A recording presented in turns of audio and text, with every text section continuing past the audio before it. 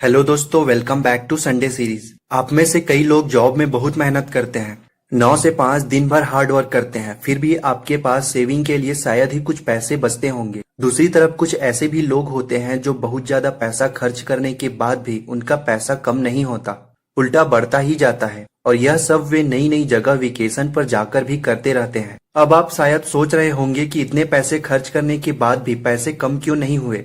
इस वीडियो में हम आपको वही बताने वाले हैं, तो इस वीडियो को अंत तक जरूर देखिए ताकि आपकी पैसों से रिलेटेड प्रॉब्लम सॉल्व हो जाए कि आखिर कैसे अपने वेल्थ को कम होने के बजाय बढ़ाया जाए। इस बुक में फाइनेंशियल एडवाइस की सबसे फेमस स्टोरी है। आज से 4000 साल पहले अरकद नाम का एक आदमी रहता था। वह बेबीलोन का सबसे अमीर आदमी था। वह अपनी दौलत के लिए चारों ओर मशहूर था। इसके साथ ही वह बहुत उदार और दानी भी था। वह अपनी दौलत को जरूरतमंदों और गरीबों में दान करता था और अपने खर्चों को भी खुलकर खर्च करता था। लेकिन फिर भी उसकी दौलत घटने के बजाय दिन रात बढ़ती ही जाती थी, क्योंकि वह खर्च करने से ज्यादा एसेट्स बनाने पर ध्यान देते थे।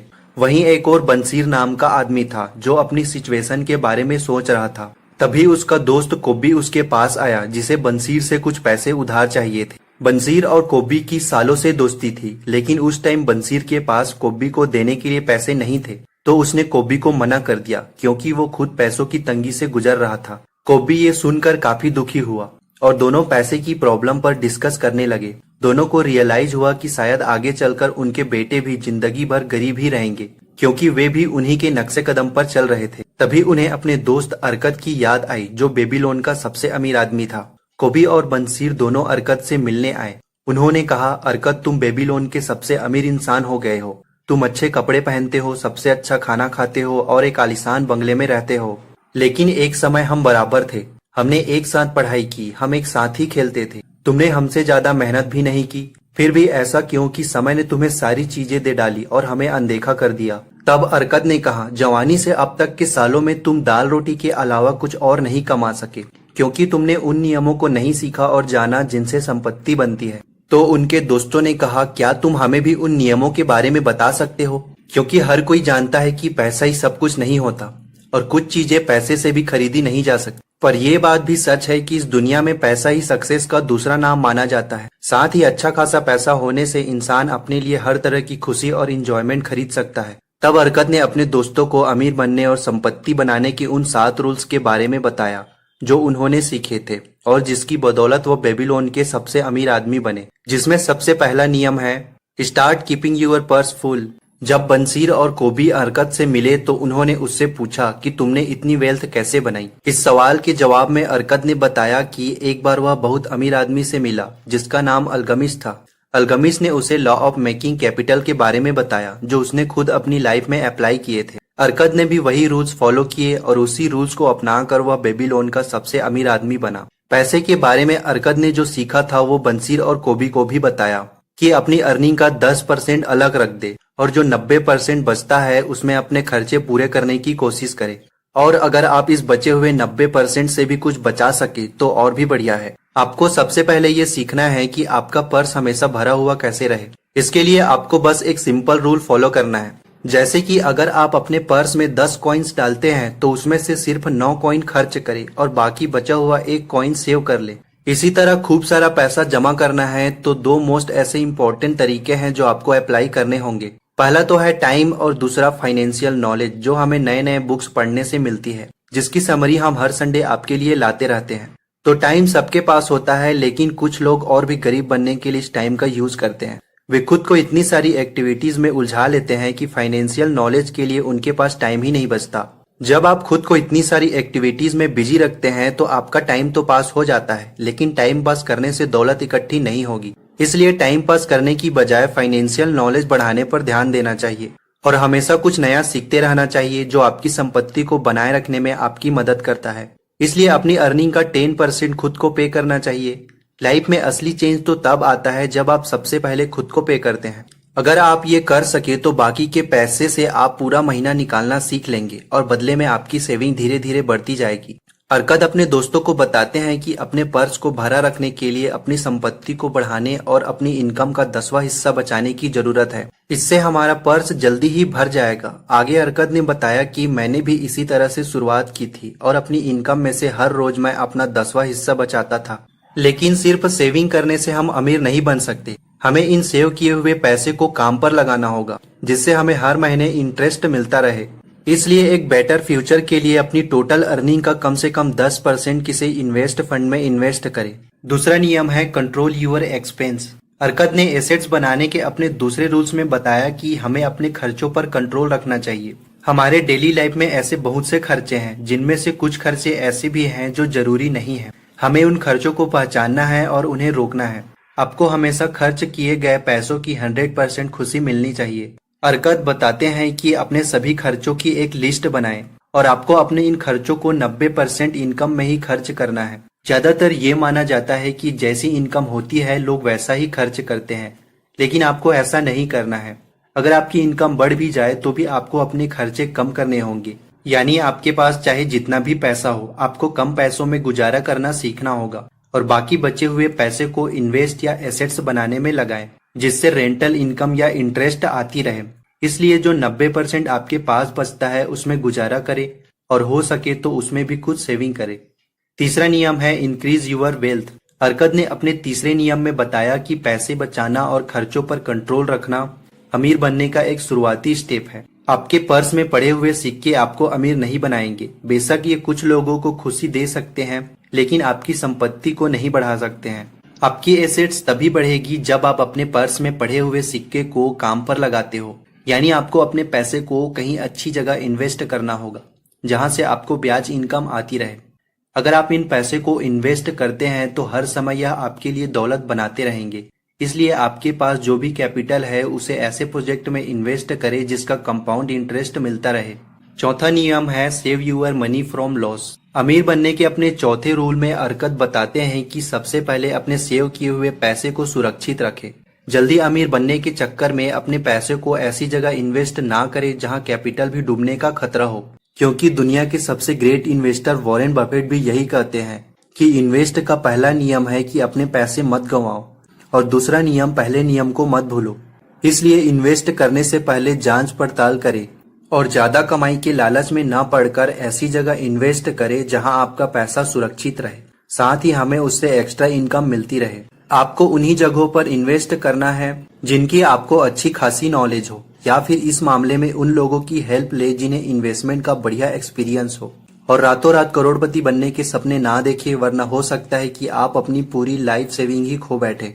पांचवा नियम है turn your housing into a profitable investment. अगर एक इंसान अपनी इनकम का 90% जिंदगी जीने और एंजॉय करने के लिए रखे और अगर इस पैसे का कोई हिस्सा बिना परेशानी के किसी प्रॉफिटेबल इन्वेस्टिंग में इन्वेस्ट किया जाए तो उसकी वेल्थ तेजी से बढ़ेगी। ऐसा अरकद ने पांचवें नियम में बताया।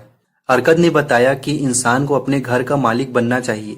उसके पास अपना खुद का एक मकान होना चाहिए जिसमें वह और उसका परिवार रह सके। अगर आप किसी किराए के मकान में नहीं रहते हैं और घर आपका खुद का है तो इससे आपको बहुत से फायदे मिलेंगे।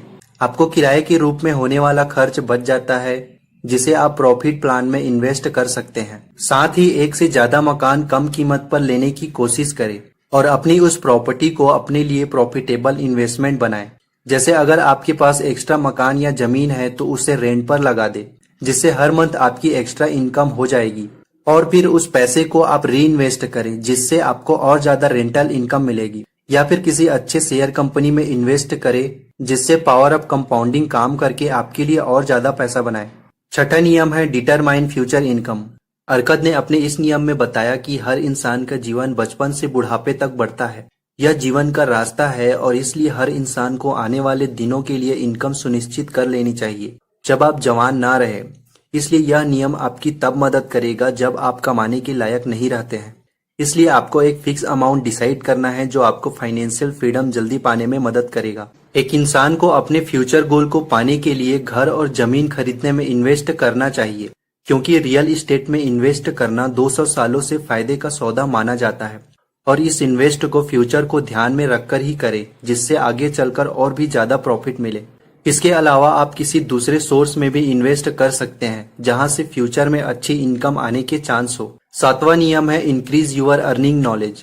लास्ट में सबसे इम्पोर्टेंट पॉइंट्स ये कि खुद को इम्प्रूव करें, अपनी अर्निंग एबिलिटी को इंक्रीज करें ताकि आप ज्यादा से ज्यादा पैसा कमा सके।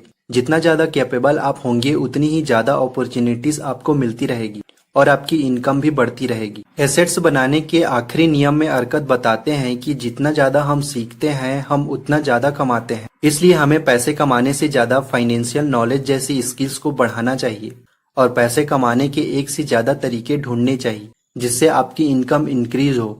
इसलिए हमें हमेशा अपनी नॉलेज बढ़ाने पर ध्यान देना चाहिए जिससे हम और ज्यादा कमा सके और जल्दी अमीर बन सके। तो ये थे इस बुक के 7 इम्पोर्टेंट नियम।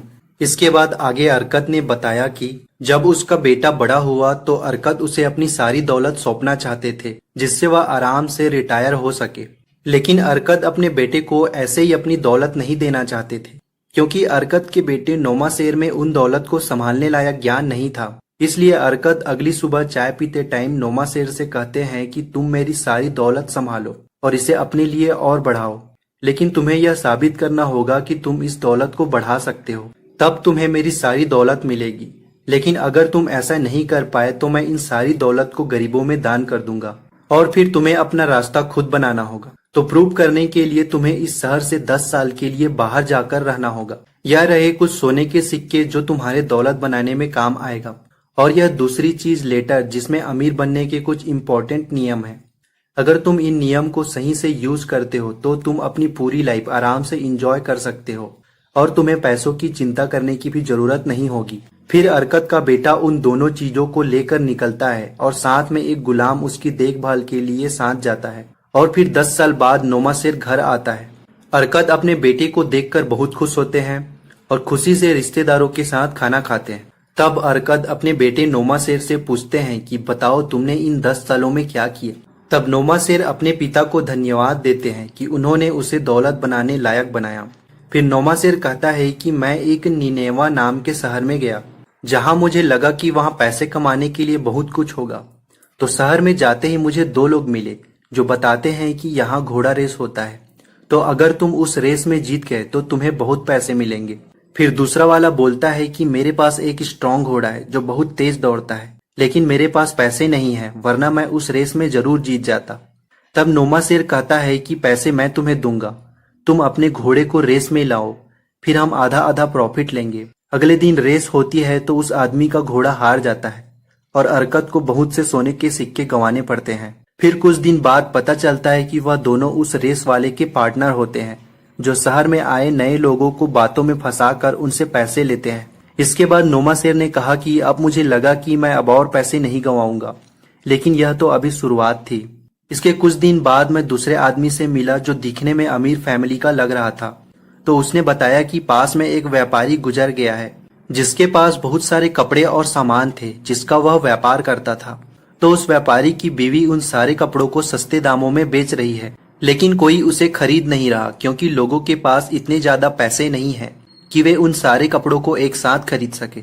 तो वह आदमी कहता है कि क्यों ना हम दोनों मिलकर इन सारे कपड़ों को खरीद ले और बाद में इसे अच्छे दामों में बेचकर प्रॉफिट कमाएंगे। लेकिन वह आदमी नोमासेर से कहता है कि तुम अभी पूरे पैसे दे दो, मैं घर से लाकर तुम्हें आधे पैसे देता हूँ। फिर नोमासेर उसकी बात मानकर पूरे कपड़े खरीद लेता है और उस आदमी के पैसे लाने का इंतजार करता है, लेकिन वह आदमी कभी वापस आता ही नहीं है। यह सब देखकर नोमासेर को उन सारे कपड़ों को और भी सस्ते दामों में बेचना पड़ता है क्योंकि उसको व्यापार करने के बारे में कुछ पता होता नहीं है, जिससे उसे बहुत ज्यादा नुकसान होता है। किसी तरह की गलतियों से नोमासेर के पास एक भी सोने के सिक्के नहीं बचते, तो फिर वह कोई काम करने की तलाश में निकलता है, लेकिन उसे कोई काम नहीं मिलता। इसके बाद उसे अपना पेट भरने के लिए अपने घोड़े और अपना गुलाम भी बेचना पड़ता है ताकि वह अपना पेट भर सके। फिर एक टाइम ऐसा भी आता है जब उसके पास खाने तक के पैसे नहीं होते। तब उसे अर्कत की दी हुई वह लेटर याद आती है जिसे वह पढ़ता है और सोचता है कि काश उसने वह लेटर पहले पढ़ लिए होते, क्योंकि उसमें लिखा 5 नियम उसे ऐसे दिन दिखाने से बचा सकते थे। फिर उसने उन नियमों को अप्लाई किया जिसके लिए उसने सबसे पहले मजदूरी का काम किया, जिससे उसे रियलाइज हुआ कि गरीबी क्या होती है। फिर मजदूरी से उसे कुछ पैसे मिलते हैं जिसका 10% वह सेव करता है क्योंकि लेटर के पहले नियम में यही लिखा होता है। दूसरे नियम में बताया कि उन सेव किए हुए पैसे को किसी व्यापार में इन्वेस्ट करता है जिसे उसे थोड़ा बहुत प्रॉफिट मिलता है। इसके बाद तीसरे नियम में बताया कि प्रॉफिट मिले हुए पैसों को स्टॉक मार्केट में लॉन्ग टर्म के लिए इन्वेस्ट किया जो 10 सालों में पावर ऑफ कंपाउंडिंग से अच्छा खासा रिटर्न देती है। इसके बाद चौथे नियम में उसने कहा कि मुझे जितने भी प्रॉफिट मिले मैंने उन सभी को बड़ी मात्रा में व्यापार में लगाया और लोगों से व्यापार कराया। व्यापारी मुझे इसके लिए कुछ इनकम देते, फिर मैं और ज्यादा प्रॉफिट कमाता। ज्यादा प्रॉफिट होने के बाद भी मैं कम चीजों में गुजारा करना जानता था क्योंकि मैंने गरीबी देखी थी, और ऐसा करके मैं लोगों से काम कराता जिससे मुझे अपनी लाइफ जीने के लिए बहुत सा एक्स्ट्रा टाइम मिल गया। इसके बाद पांचवें नियम में मैंने जाना कि पैसे से ज्यादा टाइम की कीमत होती है, क्योंकि आपके पास जितना ज्यादा टाइम होगा आप उतना ज्यादा स्किल सीख पाएंगे पैसे से और ज्यादा पैसा बनाने के लिए। इसलिए अगर आप अपनी वेल्थ खो भी दे फिर भी आपके पास अपनी फाइनेंशियल नॉलेज होगी आपको अगले 10 सालों में फिर से अमीर बनाने के लिए। इसलिए पैसे कमाने से ज्यादा फाइनेंशियल नॉलेज सीखने पर फोकस करना चाहिए। तो अगर आप अपने फ्री टाइम को किसी अच्छी चीज में इन्वेस्ट करना चाहते हैं और अगर आपको लगता है कि ये वीडियो आपके किसी दोस्त या फैमिली मेंबर के काम आ सकती है तो ये वीडियो उनके साथ जरूर शेयर कीजिए। ये वीडियो आपको कैसा लगा नीचे कमेंट बॉक्स में कमेंट करके जरूर बताएं। आगे ऐसी और भी नॉलेजेबल वीडियो पाने के लिए इस चैनल को सब्सक्राइब करें और बेल आइकन को भी प्रेस करें। फिर मिलते हैं अगले वीडियो में, तब तक के लिए जय हिंद।